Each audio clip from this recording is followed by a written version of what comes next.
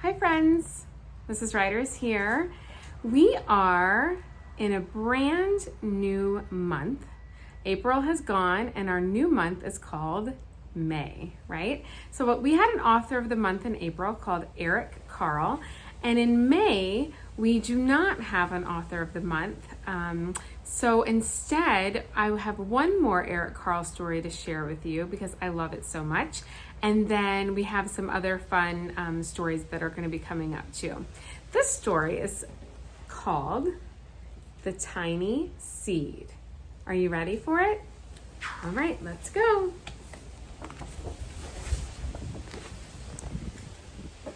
It is autumn.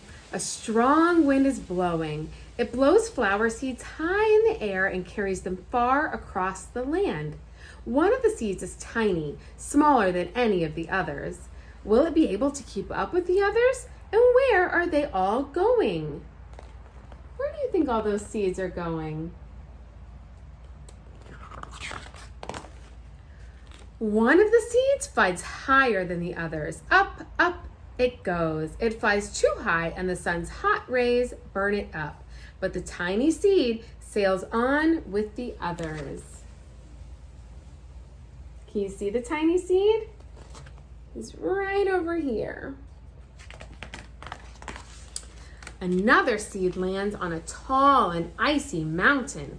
The ice never melts and the seed cannot grow. The rest of the seeds fly on, but the tiny seed does not go as fast as the others. Can you see the tiny seed? Here he is. Now they fly over the ocean, and one seed falls into the water and drowns. The others sail on with the wind, but the tiny seed does not go as high as the others. There he is. One seed drifts down onto the desert. It is hot and dry and the seed cannot grow. Now the tiny seed is flying very low, but the wind pushes it on with the others. Can you see the tiny seed? Here he is. Finally, the wind stops and the seeds fall gently down on the ground. A bird comes by and eats one seed. The tiny seed is not eaten. It is so small that the bird does not see it. Can you see it? He's right here. That bird didn't even see him. Now it is winter.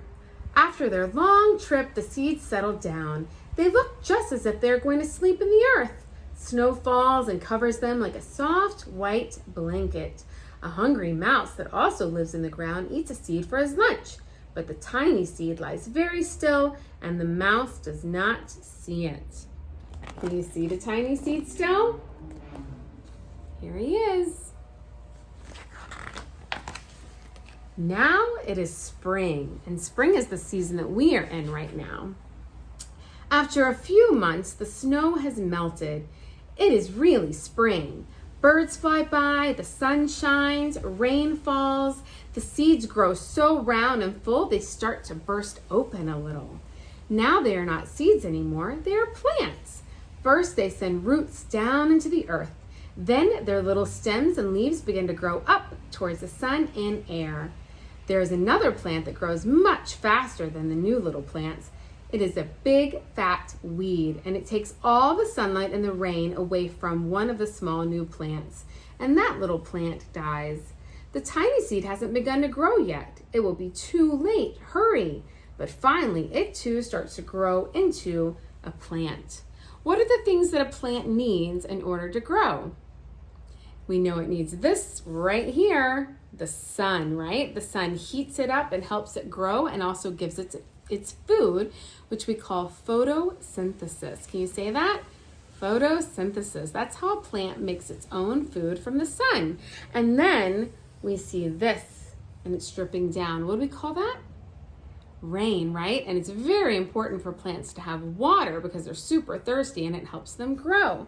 So they need sun and water They need soil or dirt to grow in, most plants, and they also need space. So we can see that the big fat weed that's taking over here is making it really hard for this little plant to grow.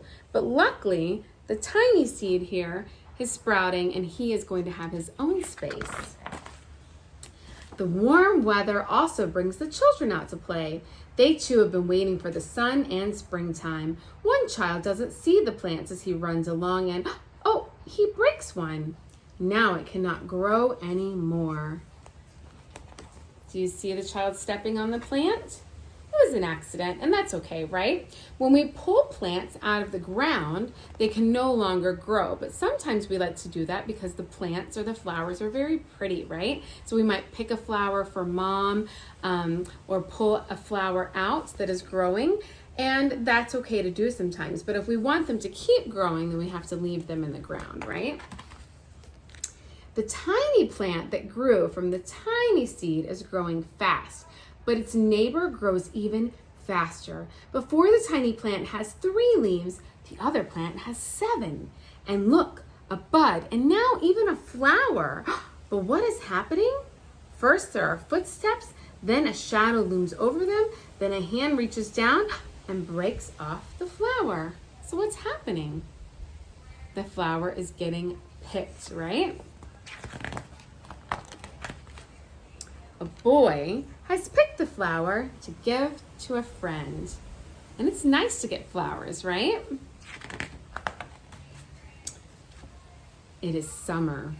Now the tiny plant from the tiny seed is all alone. It grows on and on. It doesn't stop. The sun shines on it and the rain waters it. It has many leaves. It grows taller and taller. It is taller than the people. It is taller than the trees. It is taller than the houses. And now a flower grows on it. People come from far and near to look at this flower. It is the tallest flower they have ever seen. It is a giant flower. Do you think that a flower could grow bigger than people and trees and houses? That would be a super duper big flower, right? All summer long, the birds and bees and butterflies come visiting. They have never seen such a big and beautiful flower. Now it is autumn again. The days grow shorter, the nights grow cooler, and the wind carries yellow and red leaves past the flower. Some petals drop from the giant flower and they sail along with the bright leaves over the land and down to the ground. Do you see that the flower is starting to lose its petals? And that happens, right? The wind blows harder. The flower has lost almost all of its petals. It sways and bends away from the wind, but the wind grows stronger and shakes the flower. Once more, the wind shakes the flower, and this time, the flower's seeds pop open. Out come many tiny seeds that quickly sail far away on the wind. Do you see all those seeds? And that is the end of our story. Mrs. Ryder wants to show you my flowers that I have right over here. And they are growing tall. I have some red one, and I have some yellow ones. And I have new ones that are in little buds here that are going to pop open.